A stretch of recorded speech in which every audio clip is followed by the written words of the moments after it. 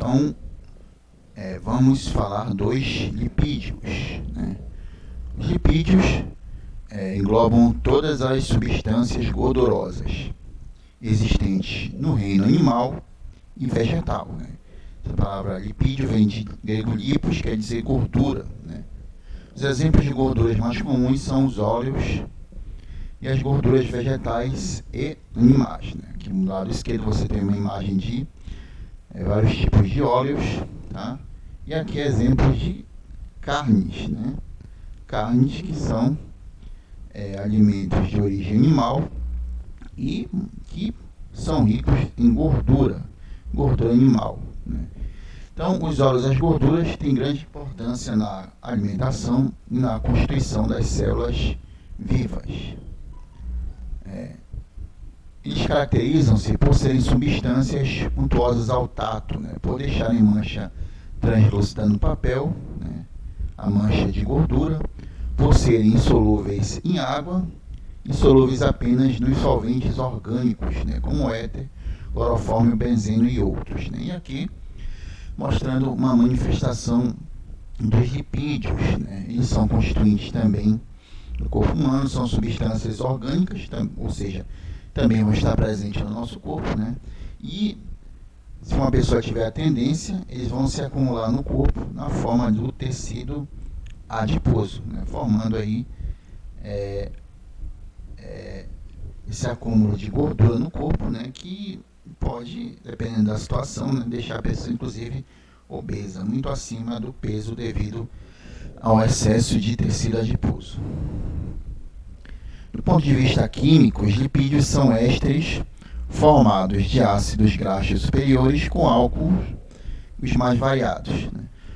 Modernamente, nós chamamos de lipídios, né, todas as substâncias apolares e fracamente polares que são extraídas de tecidos animais e vegetais em presença de solventes como éter, clorofórmio, benzeno, né, que está mostrando a margarina, uma gordura de origem vegetal, e aqui os porquinhos aqui, que possuem gordura de origem animal. Então, aqui está mostrando a fórmula química de um lipídio, né, que tem uma parte apolar, né, o radical, e a carboxila tem caráter polar, né? Essa parte apolar ela faz com que, por exemplo, o óleo não se dissolva na água, né? Por isso que quando você joga óleo na água, ao invés da água dissolver, né, e o óleo desaparecer, o que vai acontecer? O óleo vai formar uma camada acima da água, né, mesmo porque ele é menos denso que a água, e vai ficar em cima da água, formando o que nós chamamos de uma mistura heterogênea, né, que é quando o solvente não dissolve o soluto. E aí a classificação dos lipídios, tá? Temos aí os glicerídeos, né, que são éteres de glicerol com ácidos graxos, tá? A classificação deles vai de acordo com o estado físico em que se encontram. Os óleos, por exemplo, eles são líquidos à temperatura ambiente. O que seria essa temperatura ambiente? Seria a temperatura de 25 graus Celsius, né? Nos óleos predominam ésteres de glicerol com ácidos graxos insaturados, tá? Os óleos eles são líquidos viscosos, incolores ou levemente amarelados, né? Eles podem ser tanto de origem animal como vegetal, ou seja, eles podem ser extraídos tanto de plantas como também de animais. Então, os glicerídeos são divididos em óleos comestíveis e óleos secativos, né? Entre os principais nós temos os de origem animal, né, como os óleos de peixes, né, feitos a partir do fígado de diversos peixes como bacalhau, o tubarão, por exemplo. Eles são ricos em vitamina A e D e são usados como medicamentos, como também suplementos alimentares, tá? Como exemplo aqui o ômega 3, tá? Que é um suplemento alimentar, né? aqui é o fish oil, né, óleo de peixe, tá? A vitamina A e D, né, quando formos estudar as vitaminas, nós vamos ver a importância delas para o corpo humano, tá? Aqui, ó, mostrando a vitamina A, né, que pode ser obtida de peixe, de leite, de queijo, de ovos, né, de vegetais como a cenoura, tá? Vitamina A, que é um lipídio chamado de beta-caroteno, tá? Aí já é um tipo de lipídio de óleo presente tanto em alimentos de origem vegetal como animal. Tem o óleo de capivara, de origem animal, de cor amarela, cheiro e sabor pronunciados e usado como tônico e reconstituinte. Aí óleos de origem vegetal, né? Óleos comestíveis como o de algodão, o de amendoim, tá? O de babaçu, né? De milho, de coco, de soja, de dendê, né? São óleos comestíveis, ou seja, usados em culinária, de origem vegetal. E óleos secativos, né? Usados, por exemplo, para envernizar uma pintura, né? Óleo de linhaça, oiticina, rícino, tung, cânhamo, né? Esses óleos apresentam uma alta percentagem de ácidos graxos insaturados, como por exemplo o ácido linoleico, né? Eles possuem a propriedade de, em contato com o ar, se polimerizarem, produzindo resinas. Devido a essa propriedade, eles são empregados em vernizes e tintas para alvenaria, pois assim dão películas finas e resistentes. Em relação às gorduras, né, elas são sólidas a temperatura de 25 graus. Né? Nelas predominam ésteres de glicerol com ácido graxo saturado. Né? As gorduras, elas são sólidos brancos, tá? Como aqui na imagem, levemente amarelados, de origem animal ou vegetal. Tá? Aí, no caso do sebo, ele é uma gordura de origem animal, uma gordura branca e consistente que se encontra em volta das vísceras, tá? De alguns animais, especialmente do gado bovino, do boi, da vaca e do carneiro. Eles podem ser usados na fabricação de sabões, sabonetes, velas e glicerina. Aí a banha, também de origem animal, obtida pela refinação da gordura dos porquinhos, dos suínos. Ela é constituída, em sua maioria, 62% de oleína e 38% de palmitina e estearina. Tá? A oleína ela é usada como lubrificante, a palmitina é usada para sabonetes e velas, né? E a estearina na fabricação de sabão, de unguentos e outros tipos de manteiga, né? Então a manteiga é de origem animal, tá? Ela consiste principalmente na gordura que existe no leite. É usada na alimentação, para cobertura para pão, para frituras e como ingrediente de vários alimentos assados, né? Então a manteiga tem aí uma função alimentar. E aí, gorduras de origem vegetal, como a gordura do coco, né? Pode ser usada para fabricar sabonetes e perfumes. E a gordura de cacau usada para obter a manteiga de cacau, né? Que as pessoas que vivem em locais muito secos usam para evitar o ressecamento dos lábios. Os glicerídeos, né, óleos e gorduras, são alimentos muito importantes para o nosso organismo. No estômago e no intestino existem enzimas chamadas de lipases, né? Essas enzimas vão catalisar a hidrólise dos glicerídeos com formação de glicerina e ácidos graxos, ou seja, vão quebrar as moléculas de glicerídeos. Nesse processo também participam os sais biliares, né, que são uma espécie de como se fosse um detergente. São produzidos pelo fígado. E por que eles funcionam como detergente?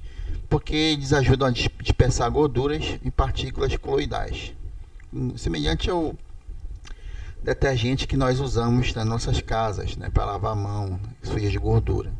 Tá?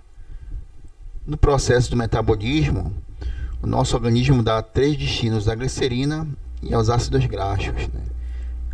Vai reagrupá-los em moléculas mais complexas, que vão constituir as células e os tecidos.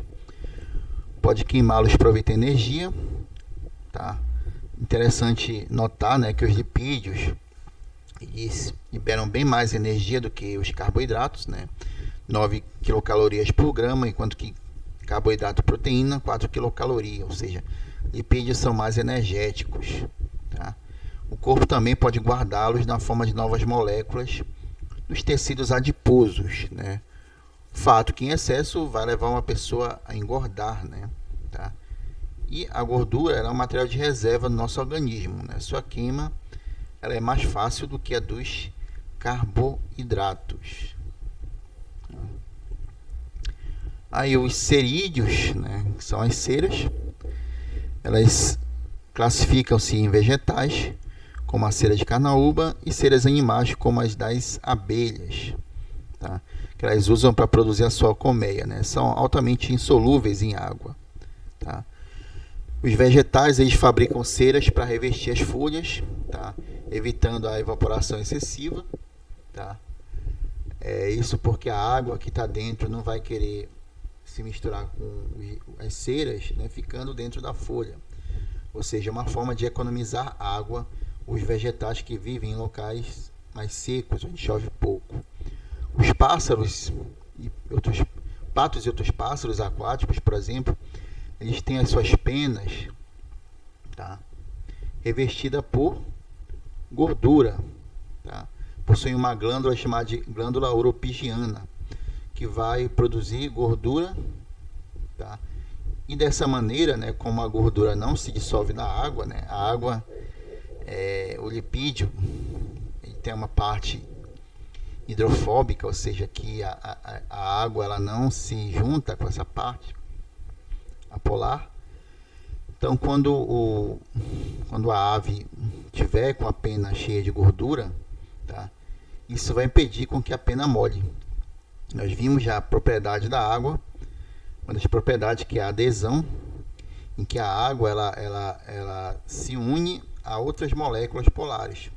Então, é por isso que a água molha a gente, né? Quando a gente toma banho, a gente fica molhado porque a água vai aderir às proteínas da nossa pele. Tá? Já no caso da gordura, não, a água não consegue aderir à gordura. Então, é por isso que o pato, né, ele não se molha na água, ela não penetra nas penas dele. E por que isso acontece? Por que o pato e outras aves têm essa glândula? Justamente porque são aves aquáticas, né? Eles precisam caçar peixes que estão na água. E esses animais, o pato e outras aves, eles têm uma respiração pulmonar. Tá? Eles não podem se jogar na água simplesmente porque também o corpo do animal não é adaptado à natação. Então, se não tivesse essa glândula, quando o animal se jogasse na água, o pato e outras aves, eles iam morrer afogados. Tá? Eles não podem morrer afogados. Então, o único jeito deles sobreviverem quando eles caem na água é ficar com a pena encharcada de gordura, porque isso vai fazer com que ele possa boiar na superfície da água, evitando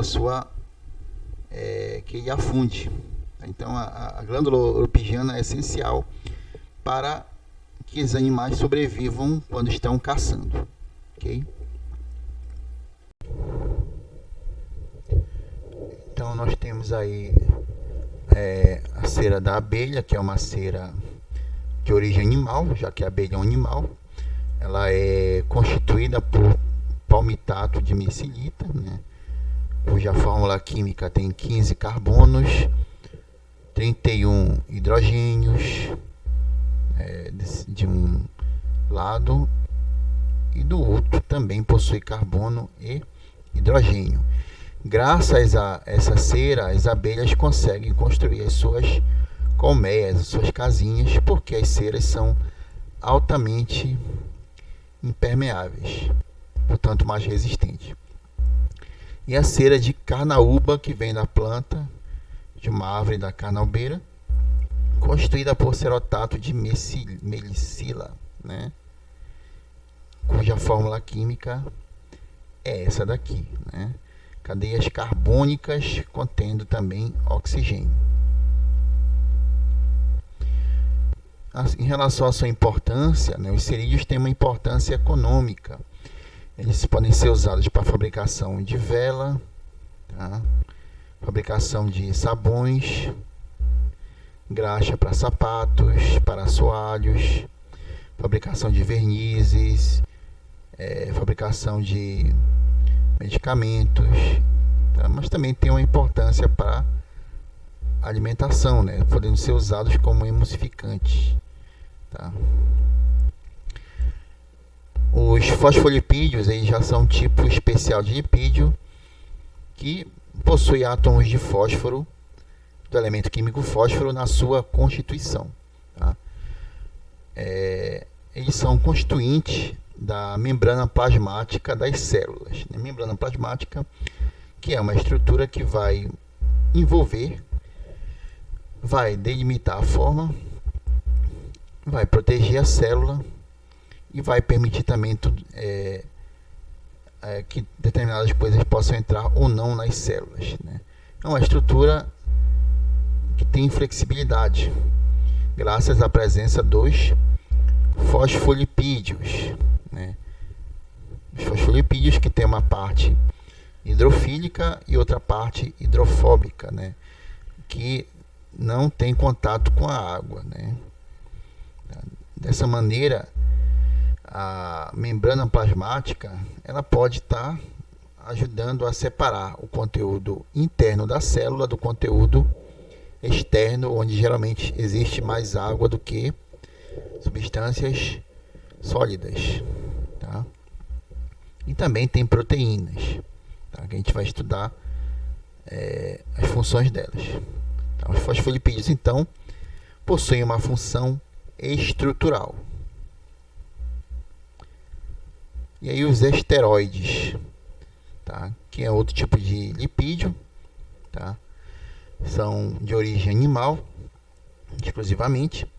Os mais abundantes são os derivados do colesterol, né, cuja fórmula química tem 27 carbonos e 46 hidrogênios, tá? Que é um álcool, né? O colesterol ele é um componente estrutural das membranas celulares, tá? Assim como o fosfolipídio.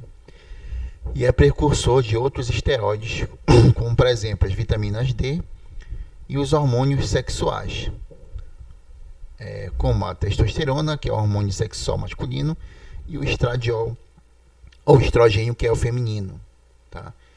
No nosso organismo, o colesterol ele é muito importante, tá? E é produzido principalmente no fígado, mesmo que a nossa alimentação seja pobre em colesterol, né? Vamos dizer, uma pessoa não coma nada que tenha gordura, coma só saladas, por exemplo, e frutas, né?